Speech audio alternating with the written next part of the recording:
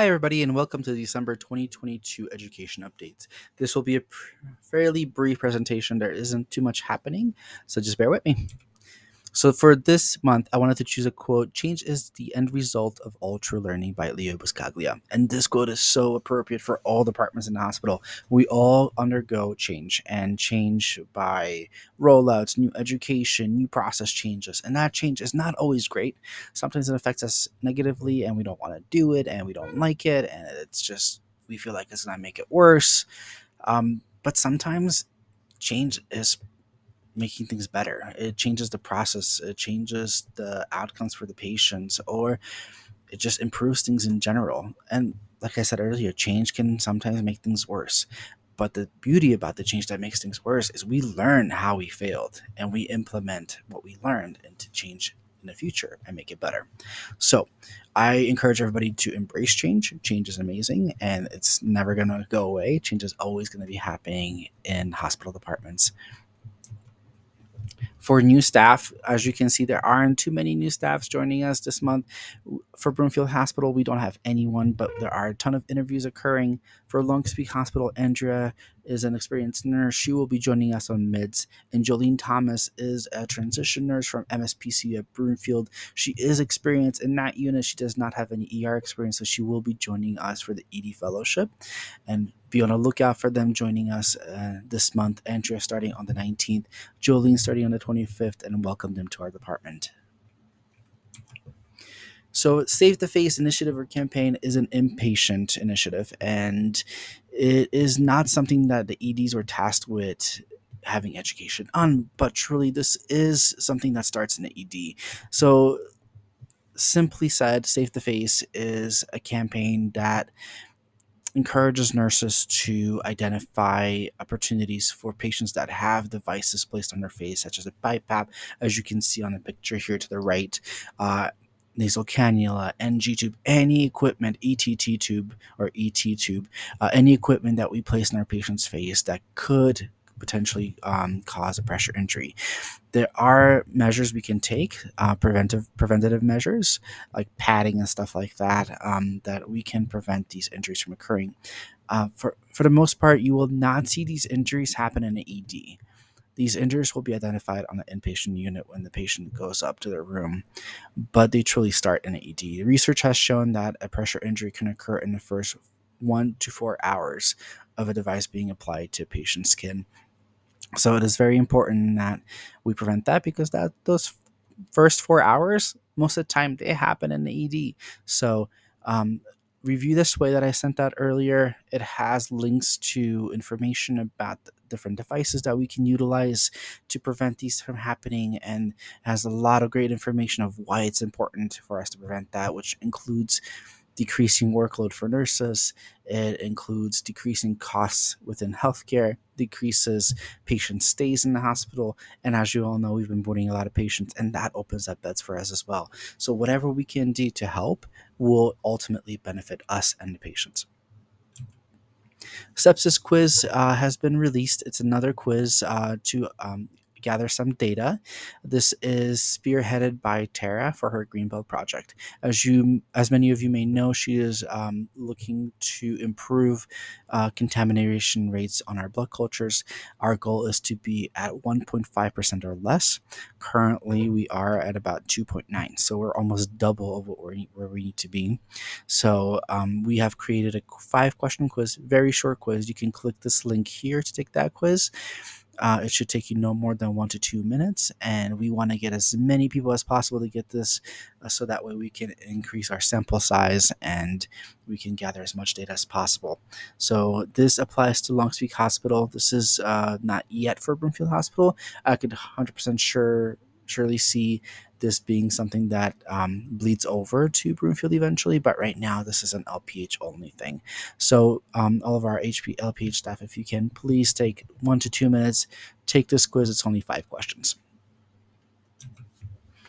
So, as many of you already know, on January 10th, we are going to be transitioning to T and K. There are a couple of changes. So this will be affecting both Broomfield and Long Peak Hospital. Long story short, LPH, although they're Metro, they utilize the North Neuro Group BFH, although they are also Metro, they utilize the Metro neuro group. So there are going to be some changes as far as neurologist preference. The push is going to be for T and K for all strokes. I know the ULearn, for those of you that have already done the ULearn, it talks about using TPA for wake up strokes. It's noted here at the bottom as well. Pregnancy and pediatrics.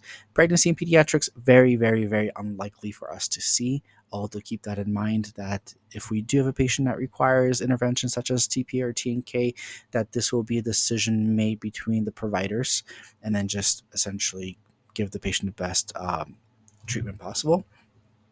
But our pharmacy is going to be pushing for TNK for all of our strokes, with exceptions on case by case basis. So, as I mentioned earlier, Broomfield falls into Metro Neuro Group, LPH into North Neuro Group. So there are going to be some differences there. I have already posted some tip sheets. There are in the departments, and there is going to be some more education happening around this. There's going to be a narrated PowerPoint that the stroke coordinator is making for us. I will be sharing that with you guys as soon as I get my hands on it. And then the ULearn, which is due by the end of this month. So there isn't too much time left. So please go in there, complete your ULearn, get all the information you need to be ready for this change occurring in less than a month. So as I mentioned earlier, change can be great. Change can make us learn from our mistakes. This isn't by all means a mistake. It was a rollout that was intended for all departments. Recent communications have said that they pulled this rollout from the EDs, that they are not going to be utilizing it. They are looking into it more. Apparently, some EDs already have a pathway for opiate withdrawal that I'm not familiar with. So I'm waiting for more information on that right now. So this will not be occurring with all the other inpatient departments. So our process stays the same. Nothing has changed. We are still required to do expert and audit C on all of our patients. The only small change that is going to be occurring is the renaming of the expert and audit C to pre-screen expert or expert pre-screen. Still to be determined which one they're going to go with. And this is to keep it more in line with our screeners section on our rapid intake. All the other screenings that we do, like intimate partner violence, suicide, they have screening within their name. They're just changing this to be more in line with that and not just a named screener. So that'll be occurring. I do not have a go live date for that change, but be on the lookout for that. It's a kind of small change. I think you guys will catch it as it happens, and I will let you guys know if I learn the date.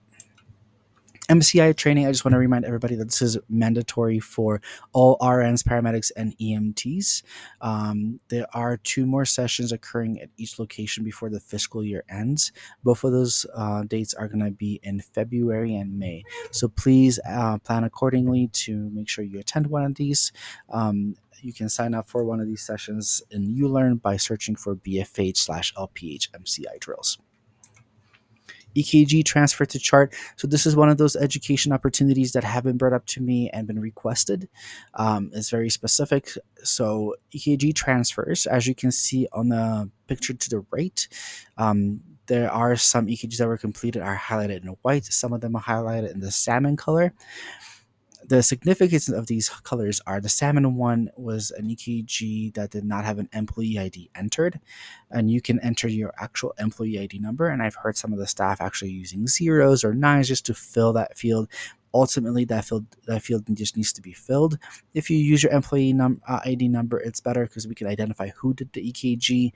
And then the white ones are EKGs that were done appropriately. Everything was filled out correctly, but they were not transferred. And as long as an EKG shows up on this list, that means they have not been transferred. The salmon ones, if an employee ID number has not been placed, it's a hard stop and it's not going to let you transfer. So when you do an EKG and you fill out all the fields, you have to highlight that EKG or check mark it and hit the transfer button, which you have an arrow pointing that to the bottom right of the picture there. The significance of that is that EKG is being transferred to the Epic chart. That way, the providers can see the EKG. They can share that EKG with a cardiologist if they are consulting them, and we can actually charge for that EKG. So please make sure you fill out all the fields on all EKGs and you transfer the EKGs when you're done with them. Cross training for new hires. So this is a slide from last month.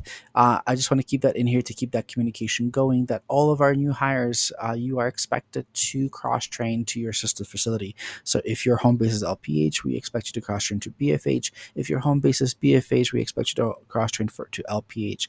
It's a very short shift. It's about 4 hours just to get you familiar with the department. And the intent behind that is not that you need to pick up shifts at the sister facility. That is not an expectation.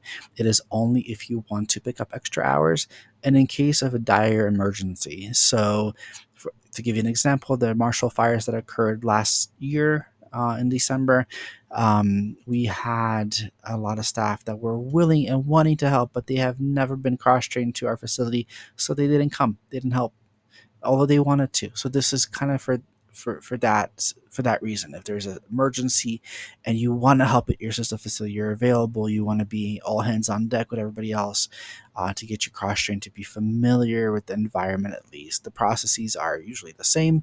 Is just to give you an exposure to that department. For education requests, again, another slide that I left from last month. I want to keep this going. I want you guys to give me requests for education. Whatever education you guys want, I'm going to do my best to do it as long as within my power. The only ask is that the education is specific.